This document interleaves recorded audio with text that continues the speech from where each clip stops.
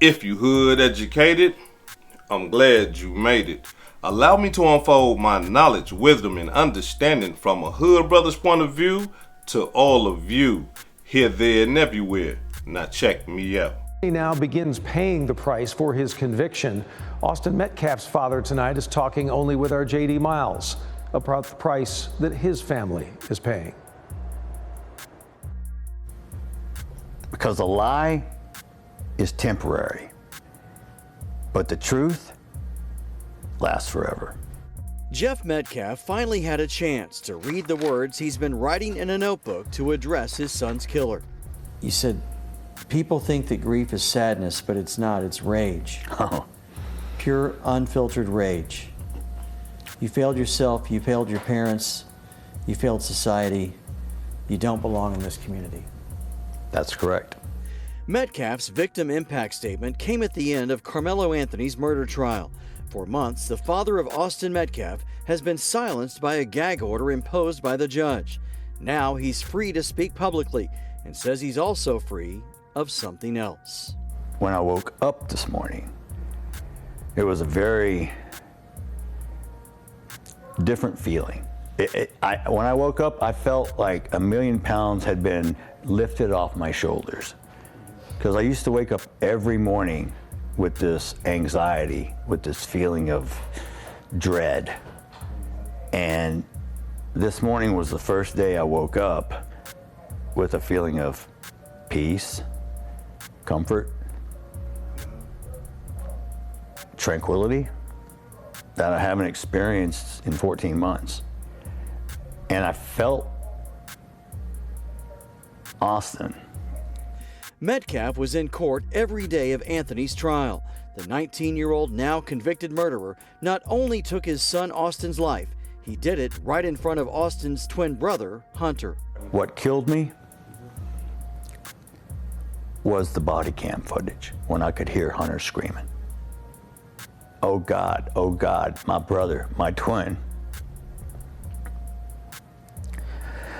You know, as a parent, you always want to protect your kids. And to hear my son and the fear in his voice, and I'm not there to fix it. What was it like sitting in that courtroom with Carmelo Anthony for 5 or 6 days? Challenging is the first word that comes to my mind.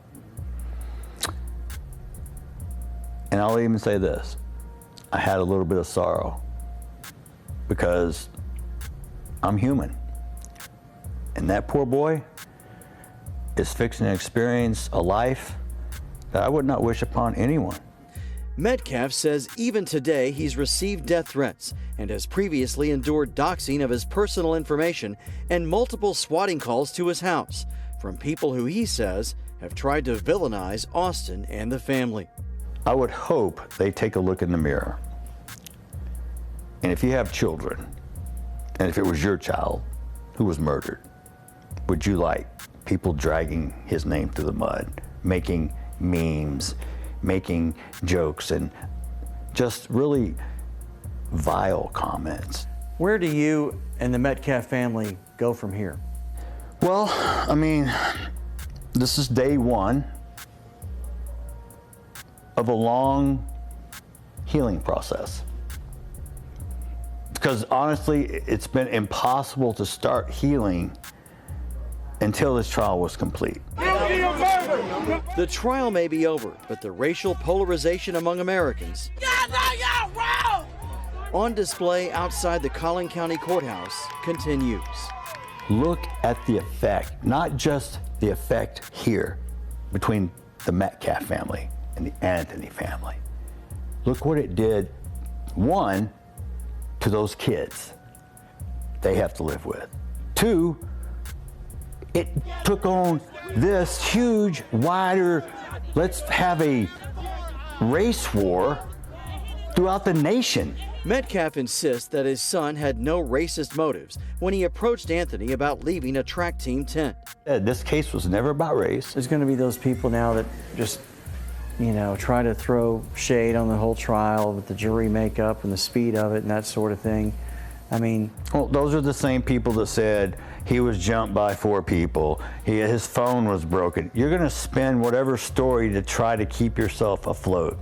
Metcalf believes Anthony should have received a life sentence. He says if Anthony is up for parole in 17 years, he will be there in some form to argue against it. If I'm still alive, yes, I will be there in person. If not, I am going to make a video, if I'm passed on, that can be played. There are no walls in Metcalf's home without photos or paintings of Austin and his twin. These images and a scholarship in his son's name are what remain for this father, who says he's ready to finally forgive, but not forget. But people need to understand about forgiveness. Forgiveness was not for him. Forgiveness was for me, so I don't carry the rage, the hate, and that around. It will eat me up like cancer. J.D. Miles, CBS News, Texas. Now listen, I need y'all to walk with me on this demonstration here. Because in this demo right here, we finna really see the true colors of Jeffrey Metcalf. In this demonstration right here, we finna see the psychological gymnastics that this man right here is displaying in front of the whole wide world. So I'm gonna need y'all to walk with me on this demonstration. Just come on now, walk with me. Give me some of your time, right? Now draw off this. This man lay up here and say that he wanted to pray with the family. Did y'all hear what I just said? Jeffrey Metcalf, the father of the victim, said that he wanted to sit down and pray with the family in front of the whole wide world because he's a Christian. And Carmelo's Anthony, mother and father, from my understanding, they Christians as well. And that would have been the old Christian thing to do, right? Because here it is, hey look, y'all son killed my son, I want to bring the people together. Why don't we pray, right? Now look, I gotta be 100 with y'all. If somebody take the life of my loved one, I'm not that far along in my walk to be sitting down and praying with them. I'm not there yet, y'all. You know what I'm saying? I'm a work in progress. You see, some of y'all can, some of y'all can't. But for old hood educated, I'm not there yet. I mean, I'm not finna be sitting down holding hands with the people that done killed my loved one, and I'm holding their hands, and these is the hands that killed my love. Nah, I'm not that far along in my walk, but some people are, right? So that's what he wanted to do. But what happened might shock some people. Check it out. And if we want to talk individuals, we can, because I couldn't speak about this in court. But I can speak freely now because the gag order is lifted. I come to pray with you and show the world we can close the gap of this unbelievable racial divide. And what'd you do? You widen the gap even further. You hire a convicted, baby-shaking felon who's only in it for the money, who gives you bad advice, kicks me out of a press conference. Oh, funny, I was somewhere I wasn't supposed to be, but I left. When asked, I didn't stab anyone. They wasn't going. Carmelo Anthony's family, his mother and his father, we're not finna sit down and pray with you. Even though they son killed his son. No, we ain't finna sit down and pray with you. You see? Now for some people you might say, damn, you know what I mean? This man right here is extending the olive branch. Like, hey, look, y'all son killed my son. Hey, look, I'm willing to forgive him and I'm willing to pray with y'all and let's get over this in the name of the Lord. But no, they like me, I guess. You understand what I'm saying? Or I can't say they like me, but they was like, nah, we ain't praying with you. And when I first heard that, when I first seen that, I was like, damn, that's cold. But now I understand why. Carmelo's father and his mother, they knew something that we didn't know. That even though this man right here wanted to sit down and fake pray with them and act like he forgave their son, they understood that it wasn't genuine. And that's why they didn't do it. And I know a lot of y'all probably saying, well, hey, hood educated, slow down, man. The man did offer to pray. You know, I mean, come on, man. You sitting up here saying that the man wasn't genuine and stuff like that. You know, hood educated, hit us with some evidence or something. Like, how you know what this man was thinking in his heart? Especially, he's a Christian man, and he want to pray. Well, check it out. And I own it. Now, some people will ask you, do you know Jeff Metcalf? Yeah. What do you think about him? He's an asshole. So, am I racist? Yeah, I'm racist against assholes. Drew Anthony, you're a pussy and a coward, and you raised one. Kayla, you drunk bitch. What'd you do to that boy to make him stab somebody? My God, what kind of mother are you? Hey, Kevin Hayes, you fucking liar. Day after it happened. How many lies did you sit and type up on your keyboard, you big keyboard warrior? You a big tough man. You still live in Baton Rouge? Remember you said you'd come to Frisco, buddy? You were supposed to find me. I told you we could sit down and talk. That's all you do. Talk, Mr. Squeaky Clean. You're the only one in your family without a damn record. I guess that's something to brag about in your culture. You people hang your hat on the dumbest shit I've ever seen.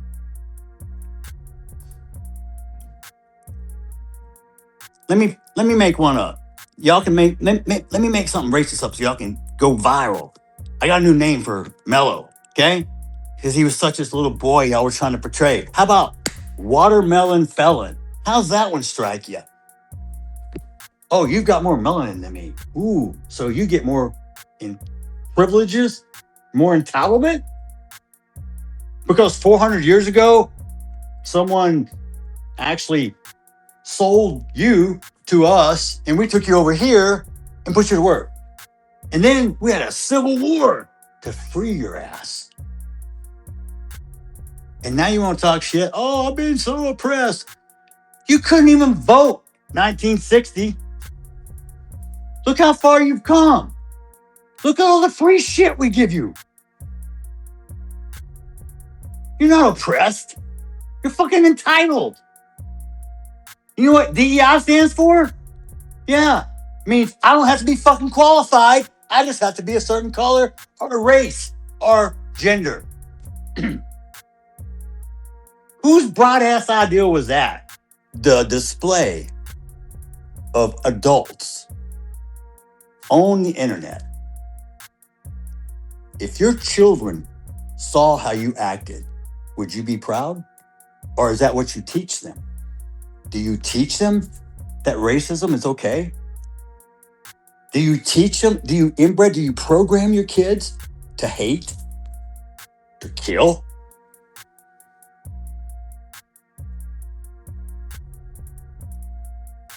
The race card, black fatigue, it's real. I'm sorry. You have embarrassed your own culture and race. Don't get me wrong, we got a lot of people that embarrass the shit out of me too. But you guys, you got a patent on that shit. But you're gonna blame the white person for every fucking thing else. We're the bad ones. We're the one that held you down. Go look, just visit Chicago for a weekend. How many shootings do they have? And they have gun laws. Woohoo! How's that working out for you guys? If you told me after 9/11 that New York would have a Muslim mayor in a sanctuary city, I would tell you you're crazy because we were all gung-ho, USA, all the way, patriotic, love my country. And now look where we're at. How do we get there? Now y'all see why they ain't want to pray with him? It wasn't genuine. You see, when people try to, trick your mind and they want to manipulate you, right? And manipulate the situation, but they don't get their way, they don't get to trick you and manipulate you, then they show their true colors. And that's what Jeffrey Metcalf just did. He showed us his true colors. You see what I'm saying? I mean, like, You forgave this boy, but now you want to call him watermelon, felon? You understand that that's a racist joke. And you said it out your mouth, Mr. Jeffrey, that you're going to be racist. You said that. I didn't. You did. And now you expect the people to take you serious? And then you said out your mouth that they divided the people even more. You saying that, man, this would have been unbelievable. You was chasing clout, Jeffrey. And when they peeped game, they said, no, you got upset. And the same thing you blaming them, talking about, y'all dividing us, you made it wider. What are you doing by calling their son watermelon felon? Yeah, no, you can't. Look, we hood educated, not lane related. We see straight through the bullshit. Excuse my language. But look, not only that though. The man said he admired Charlie Kirk. Oh, hey, I don't need to hear no more. I don't need to hear nothing else.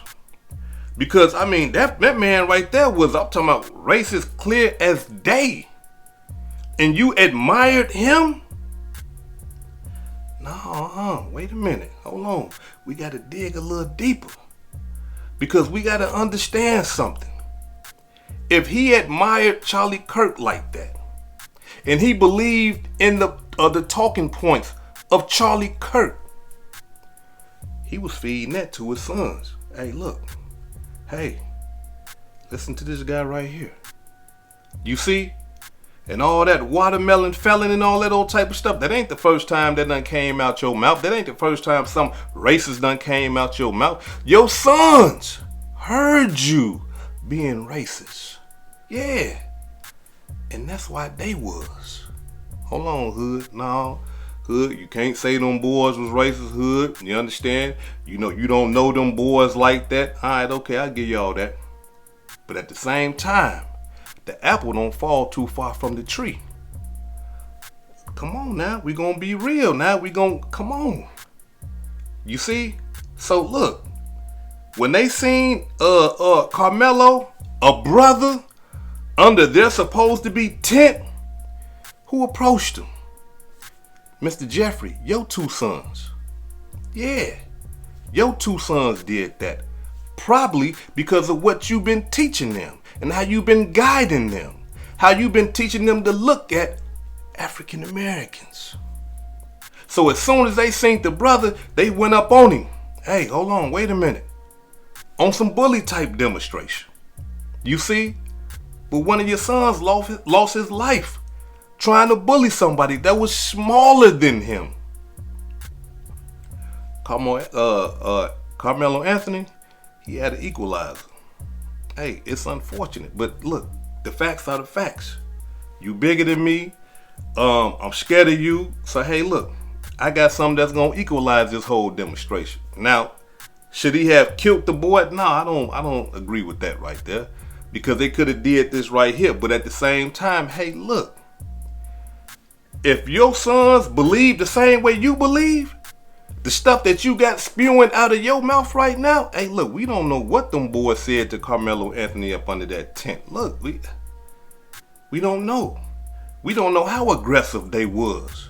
You see? But at the same time, looking at the father and what he got coming out his mouth, hey, I got a whole different viewpoint. I got a whole different viewpoint. Because look, y'all, let's be 100, right? My grandmama, right? Rest in peace. Emma Ruth, rest in peace. You know what she told me one time?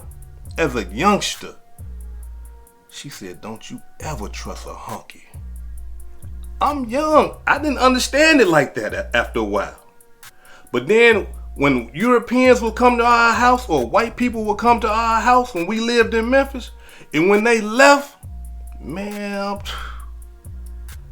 but the cold-blooded part about it is this right here. My grandmama, when they come to the house, she'll be smiling nice. Hey, Mr. Robinson, how you doing? Yeah, we got to do this, we got to do that. Yeah, all right. Soon as that door closed, that dirty, rotten cracker, that honky. Wait a minute, hold on. So you really don't like him, huh, grandmama? And the reason why I'm using this scenario, because a lot of y'all, my people, y'all done understood this. Y'all done seen this. Y'all done been around this. And the cold-blooded part about all of this is this right here. If our people do that, you better believe they people do it too. And I can only assume the way that they ran up on their brother like that, out of all the other peoples, yeah, they got it from you, Mr. Jeffrey. Yeah, they got that from you. Charlie Kirk, yeah. And what you say, you know, what else you say? Hold on. Let me give y'all something else with what he said. Check it out. The First Amendment protects free speech. I'm for it. Free speech doesn't guarantee you safety. Perfect example, Charlie Kirk, a man who I admired, looked up to. His convictions were solid. He was a good man. Taken too soon also. Some people called him racist. Some people call me racist. Freedom of speech. Listen, let me tell you brothers and sisters something, right? I believe in freedom of speech as well. But nowadays, when you hear a person that is white talking about, I believe in freedom of speech, why is that so important?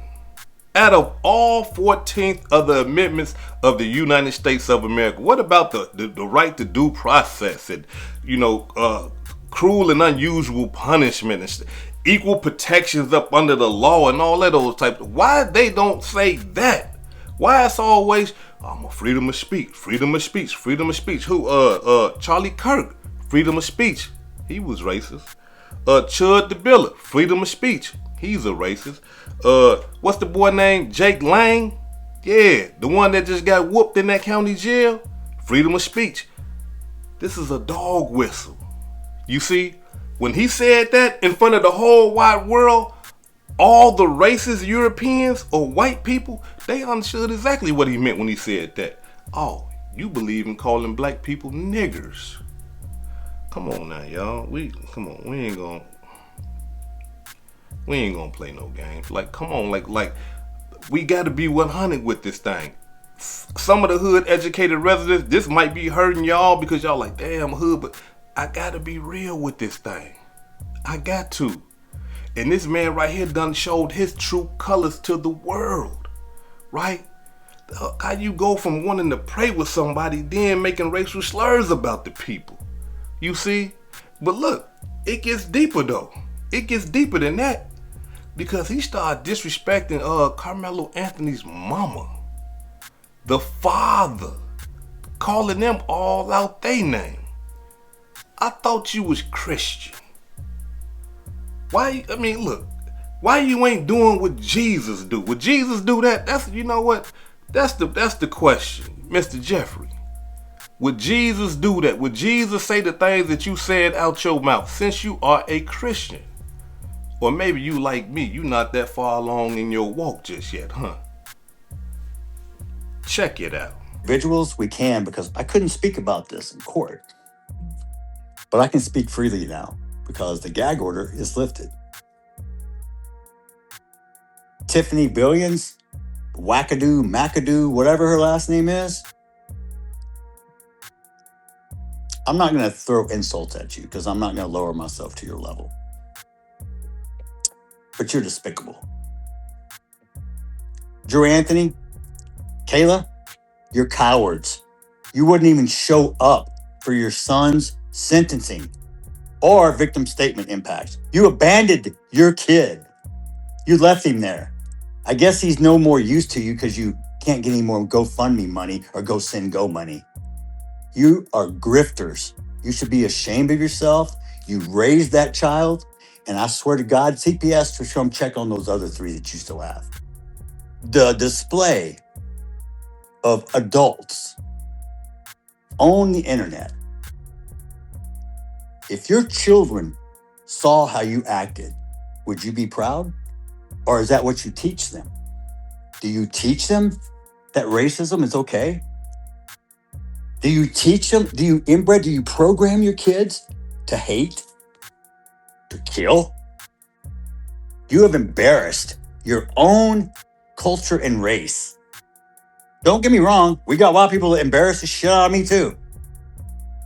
But you guys, you got a patent on that shit. So they done failed Carmelo Anthony. I don't believe that. And the reason why I don't believe that is because from my understanding, this boy right here was a straight A student. He was, athletic, playing football and stuff like that. This is the first time that he has ever been in the criminal judicial system. He did what he did. The facts are the facts. But before that, hey, look, you can't take nothing from him. He was a good kid. So saying that they failed him just because he killed your sons, because your sons was running up on him, trying to bully him and push him off from up under the tent. Now they're not good parents. You speaking with that forked tongue again, Mr. Jeffrey. You speaking with that tongue again. Because now we got to question the upbringing of your children, your sons. You see, they got some allegations out there about them. You see? Yeah. So, was your sons raised right? Because they had no business running up on Carmelo Anthony, trying to force him to leave the tent. So how was they raised? And why did they beeline straight towards the brother? It was other peoples up under that tent that didn't belong up under that tent. Why did they beeline for Carmelo? You see? So how did you raise them is the question. Because look, all the other kids that was up under the tent, why didn't they find it within themselves and in their mind to say, hey man, it's a black dude up under our tent from a different team or from a different sport. He got to get up out of here. Why didn't the other kids take that initiative?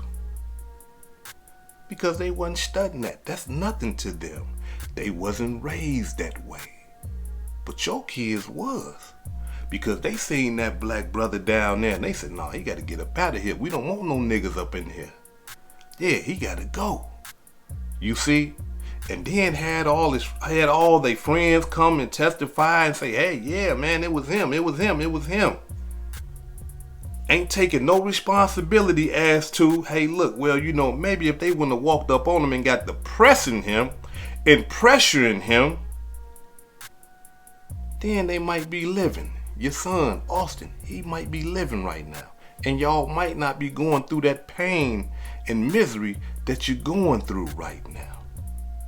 But you ain't gonna talk about that. No, you upset because you tried to manipulate the family and they didn't go for it. So now you're mad. Look, let me say this right here before I depart. You say that we can do what you do. You say that there's equal rights, equal protection of the rights up under the law. And everybody is created equal. Well, up under God, yes, everybody is created equal. But under man, that's falsehood. Come on now. There's too much actual factual evidence, studies, statistics that tell you that y'all don't see us as your equal. Remember, the United States Constitution said that we was 3/4 of a person. We was animals, according to your peoples and the United States Constitution. You remember that? And some of y'all still carry that right now today. And it appears that you still got it in you. Because if you didn't have a racist bone in your body, the last thing you would have been saying to Carmelo Anthony is something racist. But you couldn't help yourself. And the reason why you couldn't help yourself is because it is in you. Mr. Jeffrey, it's in you. And you can't shake it. And when you got mad, you couldn't hide it. Ain't that how it always go, y'all? Don't we see it all the time? No, he cool. She cool. But then as soon as they get mad, nigger, the first thing out they mouth. Am I lying, y'all? Come on now, because it's in them. And one thing we gotta understand about the nature of a person, you can't shake your nature. It ain't nothing you can do about that. If you are a humble, peaceful person, right? That's a part of your nature. If you are a caring person, that is a part of your nature. But if you destructive, chaos, deceptive, manipulative, hey, it is what it is. You only can pretend so long. All it takes is for the circumstances to change, and you're going to change with those circumstances. And you showed us that, Mr. Jeffrey. This is Hood Educated, not Lane Related. Peace and love, and y'all take care of yourself out there. If I said anything that caused you to think, hit that like button and subscribe to the channel if you're not subscribed already. And if you're feeling generous, please make a small donation to the channel. Peace and love.